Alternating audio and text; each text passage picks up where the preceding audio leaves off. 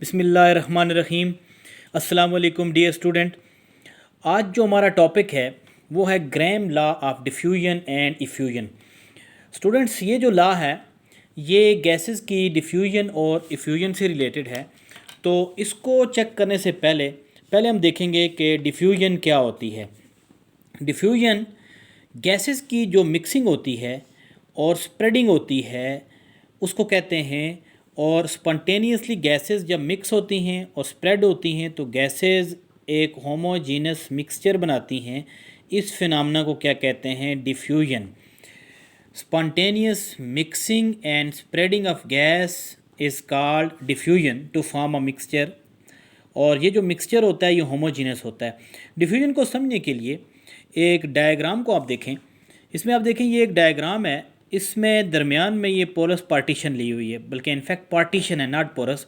तो इसकी एक साइड पे एक गैस है जिसको हम लेबल कर लेते हैं ए टाइप गैस, और जो दूसरी साइड है उस तरफ जो गैस ली हुई है उसको बी टाइप की गैस कंसीडर कर लेते हैं।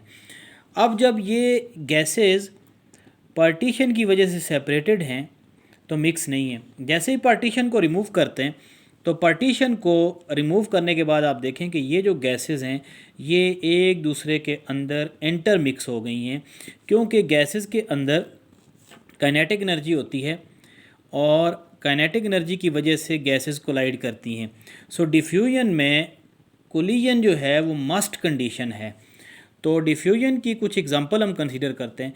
फॉर एग्जांपल ये जो परफ्यूम की फ्रेगनेंस की स्प्रेडिंग है ये डिफ्यूजन की एग्जांपल है कि अगर फॉर एग्जांपल आप परफ्यूम स्प्रे करें तो परफ्यूम की जो फ्रेगरेंस है वो एक कॉर्नर से दूसरे कॉर्नर में पहुंच जाती है। या अगर फॉर एग्जांपल किसी महफिल में या किसी जगह पे कोई बंदा परफ्यूम उसने अगर स्प्रे की और वो आए तो आपको वो जो परफ्यूम की फ्रेगरेंस है वो बआसानी स्मेल हो सकती है।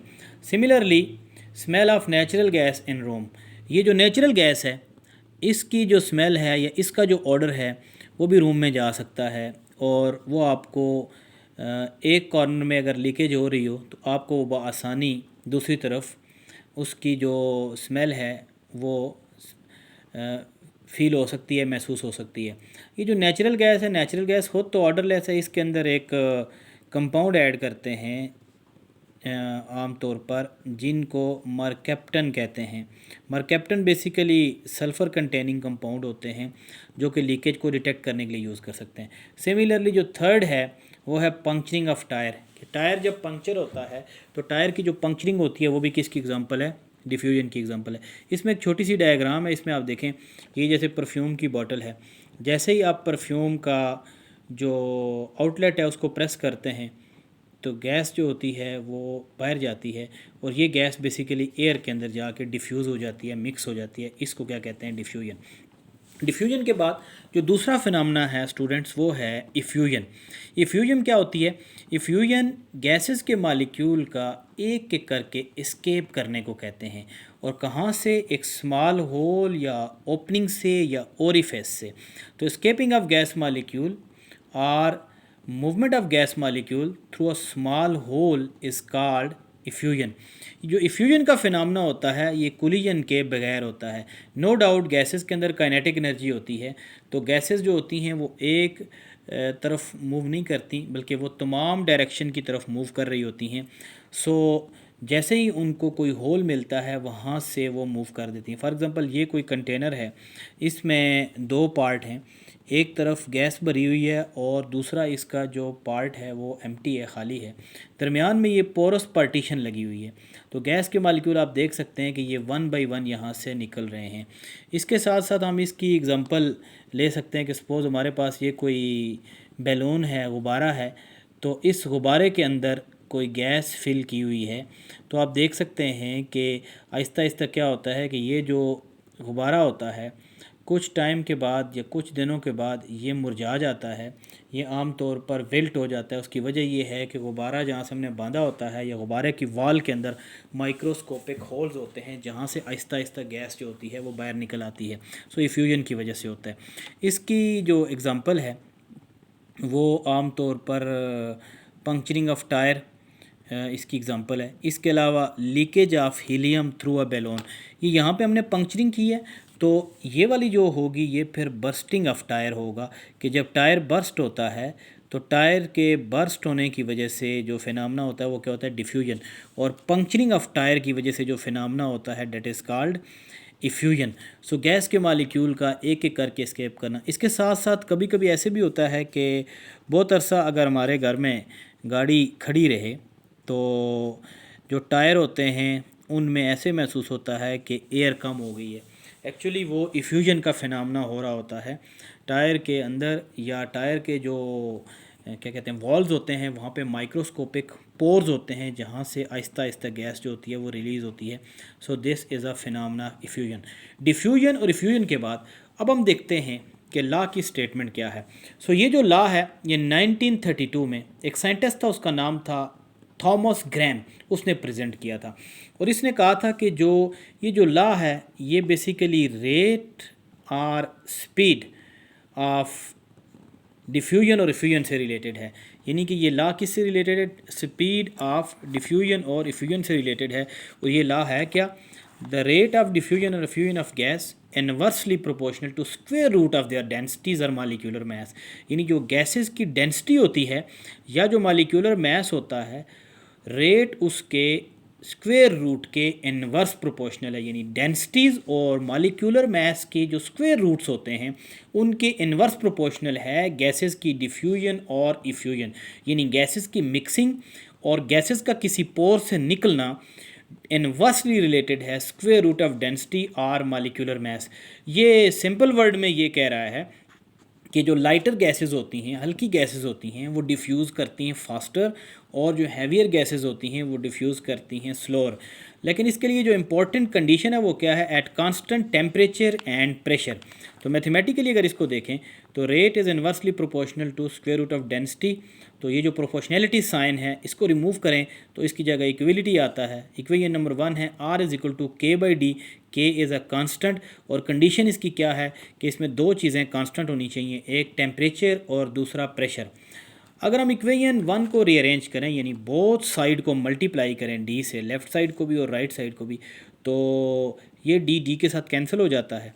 सो हमारे पास इक्वेशन आती है R into under root D is equal to के।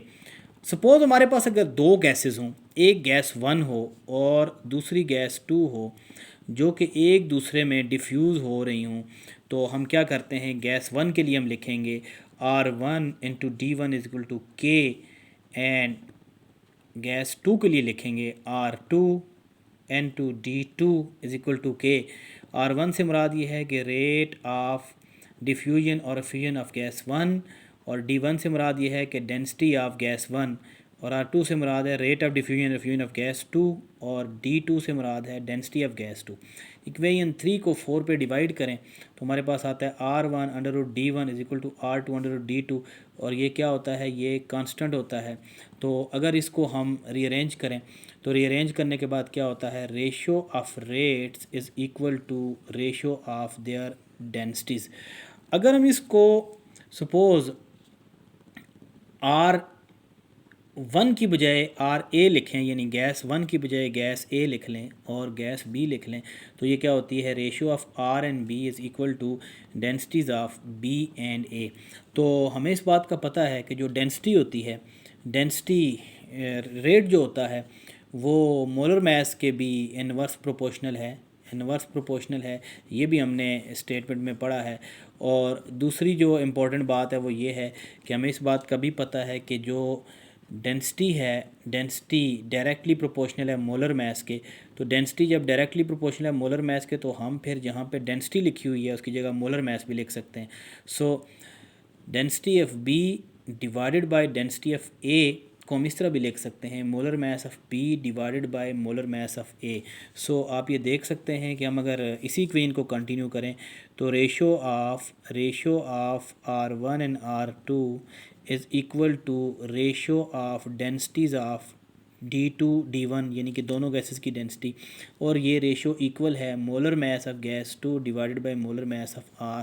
तो हम इस इक्वेशन को कुछ यूँ लिख सकते हैं कि rate is inversely proportional to under root D1 या हम इसको लिख सकते हैं 1/√D2। और जो मोलर मास है उसको भी हम इस तरह लिख सकते हैं कि √1/m1 लिख सकते हैं या m2 लिख सकते हैं। सो ये इसकी मैथमेटिकल फॉर्म है। अब नेक्स्ट जो है वो है experimental verification of Graham law. Experimental verification के लिए हमें जो सेटअप चाहिए, सबसे पहले एक 100 सेंटीमीटर लॉन्ग ग्लास ट्यूब चाहिए, यानी शीशे की एक ट्यूब जिसकी लेंथ 100 सेंटीमीटर अप्रॉक्सीमेटली हो, और उसके साथ साथ कॉटन स्वैब या आप यूँ कह सकते हैं कि रुई हमें चाहिए। और उसके बाद दो केमिकल्स चाहिए, हाइड्रोक्लोरिक एसिड एक्वस और अमोनिया एक्वस, यानी कि HCl गैस को पानी में डिज़ोल्व किया हो और अमोनिया गैस को पानी में डिज़ोल्व किया हो। अब इसका जो प्रोसीजर है, जो करने का तरीका है वो ये है कि ट्यूब लेके ट्यूब में एक तरफ जो कॉटन स्वेब है उसको HCl में डिप करें और उसको एक साइड पे हम लगा दें, यानी कि ओपन एंड है दोनों तरफ ट्यूब के, तो एक साइड पे हम उसको वहाँ पे इंसर्ट कर दें। जबकि जो दूसरा एंड है, दूसरी तरफ हम अमोनिया को डिप करके, अमोनिया के अंदर कॉटन स्वैप को डिप करके हम सेकंड एंड पे उसको क्या कर दें, इंसर्ट कर दें। और उसके बाद कुछ टाइम के बाद हम देखेंगे कि चूँकि HCl का जो मैस है वो लार्जर है और अमोनिया का जो मोलर मैस है वो स्मॉलर है, तो HCl जो है वो क्या करेगी, वो स्लोअर मूव करेगी और अमोनिया जो है वो फास्टर मूव करेगी। तो इस पॉइंट पे जाके, जिसको हाईलाइट कर रहा हूँ, इस पॉइंट पे जाके वाइट फ्यूम्स पैदा होंगे, यानी कि ये जो वाइट फ्यूम्स पैदा होंगे, ये वाइट फ्यूम्स उस वक्त पैदा होंगे जब HCl और अमोनिया एक दूसरे के साथ कंबाइन होंगी। तो यहाँ पे हम क्या कर लेंगे कि ट्यूब पे मार्कर के साथ या किसी चीज़ के साथ इसको हाईलाइट कर लेंगे, क्योंकि कुछ टाइम के बाद पूरी की पूरी ट्यूब वाइट फ्यूम से भर जाएगी और हमें अंदाज़ा नहीं होगा कि कौन सी गैस कहाँ तक ट्रेवल हुई है। तो जब वाइट फ्यूम्स बन जाएं तो यहाँ पे हम इसको क्या कर लेंगे कि मार्क कर लेंगे। मार्क करने के बाद जब डिस्टेंस मेजर किया तो जो HCl है, चूँकि वो हैवियर गैस है, वो स्लोली मूव करेगी तो उसका डिस्टेंस 40 सेंटीमीटर था, जबकि जो अमोनिया है वो फास्टर मूव करेगी तो उसका डिस्टेंस कितना था, 60 सेंटीमीटर था। तो इन दोनों को मेजर कर लिया। उसके बाद ये जो वाइट फ्यूम्स हैं इनकी क्या केमिस्ट्री है, अगर आपसे कोई पूछ ले कि वाइट फ्यूम्स क्या है, तो वाइट फ्यूम में ये होता है कि अमोनिया और HCl, अमोनिया हमें पता है कि एक लिवेस बेस है और HCl एसिड है, तो ये दोनों मिलके अमोनियम क्लोराइड साल्ट बना देते हैं। ये जो अमोनियम क्लोराइड साल्ट है ये वाइट होता है, यानी इसका जो कलर होता है ये वाइट फॉर्म होती है इसकी, इस वजह से ये वाइट फ्यूम्स हैं। तो अब अगर हम इसकी कैलकुलेशन करें तो हमें पता है कि velocity of ammonia divided by HCl। आपको पता है कि अगर हम जो डिस्टेंस है, डिस्टेंस को टाइम पे डिवाइड करें, यानी डिस्टेंस जो ट्रैवल किया है किसी भी गैस ने टाइम पे डिवाइड करें तो वेलोसिटी आती है। सो वेलोसिटी ऑफ अमोनिया कितनी है, 60/T, हमने T को हमने सपोज कर लिया है, और जो HCl है उसकी वेलोसिटी कितनी है, 40/T। तो ये हम इसको डिवाइड कर रहे हैं। डिवाइड करने का रूल ये है कि जो एक इक्वेशन जो है उसको आप क्या कर देंगे, मल्टीप्लाई कर देंगे। तो बाद वाली इक्वेशन को आप मल्टीप्लाई करें तो मल्टीप्लाई करने का तरीका ये है कि इक्वेशन को आप इन्वर्ट कर देंगे। सो ये T के साथ कैंसिल हो जाता है। 60 को 40 पे जब आप डिवाइड करेंगे तो ये जो रेशो आती है ये कितनी आती है, 1.5 के। तो हमें इस बात का पता है कि जो वेलोसिटी ऑफ अमोनिया और वेलोसिटी ऑफ HCl की रेशो है वो रेट्स के बराबर है। तो हम अगर इसको फर्दर देखें तो इसका मतलब है कि जो रेट ऑफ अमोनिया और HCl की रेशो होती है वो कितनी होती है, 1.5। तो हम ये देखना चाहते हैं कि जो रेट्स की रेशो है क्या वो मोलर मास की रेशो के इक्वल है या नहीं है। तो आप ये तो ज़ाहिर रिलेटिव रेट ऑफ डिफ्यूजन है, यानी कि रिलेटिव रेट ऑफ डिफ्यूजन जो आई है वो कितना है, 1.5 है 60 को 40 पे डिवाइड करने के बाद। हमें पता है मैथमेटिकल फॉर्म के मुताबिक कि रिलेटिव रेट्स ऑफ अमोनिया और HCl इक्वल है उनके जो मोलर मैसेस के रिलेटिव अंडर रूट हैं। तो HCl का मोलर मैस होता है 36.5, 1 होता है हाइड्रोजन का और 35.5 होता है Cl का, और तो 36.5 बनता है। NH3 में नाइट्रोजन का 14 है और हाइड्रोजन का 3 है तो 17। इसको जब सॉल्व करें तो 1.5 बनता है। सो इसका मतलब है कि ये जो है ये थ्योरेटिकल रेशो है, जबकि ये वाली जो है ये क्या एक्सपेरिमेंटल है। तो हम इसकी कंक्लूजन ड्रा करते हैं कि थ्योरेटिकल और एक्सपेरिमेंटल रिज़ल्ट जो हैं वो सिमिलर हैं। तो इसका मतलब है कि ये जो रेशो है, आप यूँ कह सकते हैं कि रेट्स ऑफ अमोनिया और रेट्स ऑफ HCl, ये जो रेशो है ये रेशो प्रूव हो रही है ratio of their molar message HCl divided by molar mass of ammonia. और इसी तरीके से हम अगर डेंसिटी का करें तो डेंसिटी का भी सेम आएगा। अब अगर एक न्यूमेरिकल हम सॉल्व करें तो उसको देखें कि determine relative rates of diffusion for equal volume of hydrogen and CO2। यानी कि अगर हम एक जितना वॉल्यूम ले लें हाइड्रोजन का और कार्बन डाइऑक्साइड का, तो वो कह रहे हैं कि relative rates of diffusion find out करें। तो बच्चों इसमें देखें मोलर मास ऑफ हाइड्रोजन जो है वो 2 ग्राम है और molar mass of carbon dioxide कितना है 44 ग्राम है।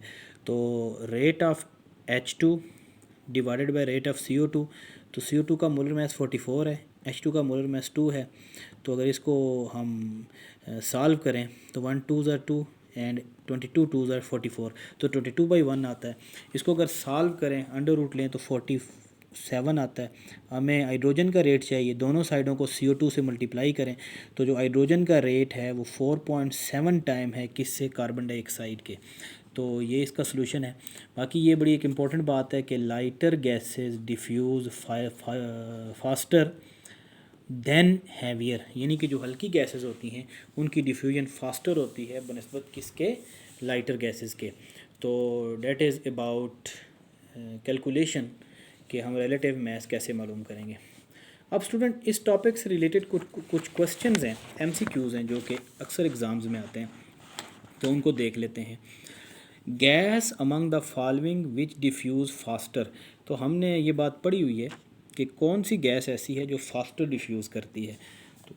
तो बच्चों वो गैस फास्टर डिफ्यूज़ करेगी जिसका मोलर मास कम होगा। सो अगर क्लोरीन को देखें तो क्लोरीन का जो मोलर मास है, क्लोरीन का मोलर मास है 71 और मीथेन का मोलर मास है 16 और कार्बन डाइऑक्साइड का मोलर मास है 44 और अमोनिया का मोलर मास है 17। तो अगर आप देखें तो इसमें जो 16 है वो सबसे कम है, तो इसका जो करेक्ट ऑप्शन होगा वो ऑप्शन C या चार्ली ऑप्शन होगा इस केस में। उसके बाद जो दूसरा क्वेश्चन है वो ये देखें, correct order of rate of effusion, correct order क्या होगा। तो देखें इसमें हाइड्रोजन का मास 2 ग्राम है, हीलियम का 4 ग्राम है और इसका 16 ग्राम है। तो हाइड्रोजन का ग्रेटर है हीलियम से, हीलियम का ग्रेटर है क्लोरीन से। तो आप देख सकते हैं ये 2 ग्राम, ये 4 ग्राम और ये 16 ग्राम। तो देखा जाए तो this order same to be correct order. तो दूसरों को भी देख सकते हैं कि ऑप्शन जो C है इसमें हाइड्रोजन और हीलियम का इक्वल रेट दिया हुआ है जो कि पॉसिबल नहीं है, तो ये इसमें मिस्टेक है। और इसमें देखा हुआ है कि मीथेन का जो रेट है वो ग्रेटर है हाइड्रोजन से और हाइड्रोजन का कम है हीलियम से। तो पहली बात यह है कि मीथेन का हाइड्रोजन से ग्रेटर नहीं होता और हाइड्रोजन का हीलियम से कम नहीं होता, तो इसमें ये मिस्टेक है। ऑप्शन D अगर आप देखें तो इसमें है कि मीथेन का कम है हाइड्रोजन से, ये करेक्ट है। और साथ आगे लिखा हुआ है कि हाइड्रोजन का कम है हीलियम से, तो इसके अंदर इस पॉइंट पे मिस्टेक है। सो इस केस में इस MCQ में जो करेक्ट ऑप्शन है that is option A। Next देखें, the density of gas is directly proportional to, density of gas directly proportional है मोलर मास के, प्रेशर के, टेम्परेचर के और रेट ऑफ डिफ्यूजन के। तो देखें मोलर मास, हमने ये बात पढ़ी है। पहली बात यह है कि density is directly proportional to molar mass, temperature के डेंसिटी इनवर्स प्रोपोर्शनल है, प्रेशर के डेंसिटी इनवर्स प्रोपोर्शनल है, रेट ऑफ डिफ्यूजन के इनवर्स प्रोपोर्शनल है। सो यहाँ पे जो मोलर मास है उसकी क्या है, इनवर्स प्रोपोर्शनल है। हमने ये इक्वेशन भी पढ़ी थी कि density is equal to PM/RT। So ये जो P, R और T ये अगर वेरिएबल हो तो डेंसिटी मोलर मास के डायरेक्ट प्रोपोर्शनल है। नेक्स्ट है, fumes produce when HCl and ammonia combine during demonstration of Graham law, यानी ग्राम लॉ के दरमियान जो डिमॉन्स्ट्रेट हम इसको कर रहे थे, तो HCl और अमोनिया के रिएक्ट करने से फ्यूम किस कलर के होते हैं, ब्लैक कलर के, ब्राउन कलर के, वाइट डेंस या पर्पल। तो ये जो फ्यूम्स होते हैं ये वाइट डेंस फ्यूम होते हैं, क्योंकि जो कंपाउंड बनता है वो होता है अमोनियम क्लोराइड, जिसका जो कलर होता है वो वाइट डेंस फ्यूम की फॉर्म में नज़र आता है। नेक्स्ट MCQ देखें, collision of gas molecule help to change surface area, direction and pressure. तो गैसेस जब कोलाइड करती हैं तो कोलाइड करने से सरफेस एरिया, सिर्फ एरिया या प्रेशर चेंज नहीं होता, बल्कि क्या चेंज होता है, डायरेक्शन चेंज होती है। जब डायरेक्शन चेंज होती है तो उसके बाद डेफिनेटली भी बाकी फैक्टर भी चेंज होने के चांसेस हैं। Next question, white fumes produce during experimental verification of Graham law are. तो वाइट फ्यूम्स किस चीज़ के होते हैं? Number 1 ammonium hydroxide, option A, option B HCl, option C NH4NO3, option D is NH4Cl। तो ये जो वाइट फ्यूम्स पैदा होते हैं ये किसके होते हैं? अमोनियम क्लोराइड के। हमने पढ़ा भी था कि जो अमोनिया गैस है, अमोनिया गैस को पानी में डिज़ाल्व करें तो अमोनिया एक्वस बनता है। उसको अगर आप जब रिएक्ट करवाते हैं HCl एक्वस से तो जो फ्यूम्स पैदा होते हैं वो फ्यूम्स होते हैं NH4Cl के। ये वाइट सॉलिड है और इनका जो कलर होता है वो क्या होता है? वाइट डेंस फ्यूम्स होते हैं ये। So that is about few MCQs of Graham law of diffusion and effusion.